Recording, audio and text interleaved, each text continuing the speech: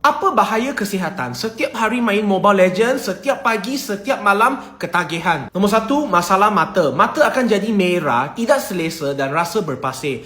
Penglihatan akan semakin kabur kerana kamu fokus kepada telefon dan gadget terlalu lama. Nombor dua, ketagihan mainan adalah satu penyakit mental berdasarkan buku panduan DSM-5 perubatan psikiatri. Mereka yang ada ketagihan akan ada masalah cemas, anxiety dan juga masalah tidur. Nombor tiga, masalah otot. Otot di bahagian leher dan juga belakang badan akan jadi kejang dan sakit kerana posisi kepala yang turun bawah untuk jangka masa yang panjang. Dan juga tangan boleh jadi kebas kerana masalah saraf. Apa-apa pun tanya kepada pasukan Mobile Legends Malaysia untuk pingat emas dan juga pingat perak. Sentiasa sokong kamu semua. Boleh main Mobile Legends, tetapi jangan main lama sangat sampai tak nak mandi dan tak nak dengar nasihat ibu. Jika ada persoalan, boleh komen di bawah. Jangan lupa follow, like, comment, save.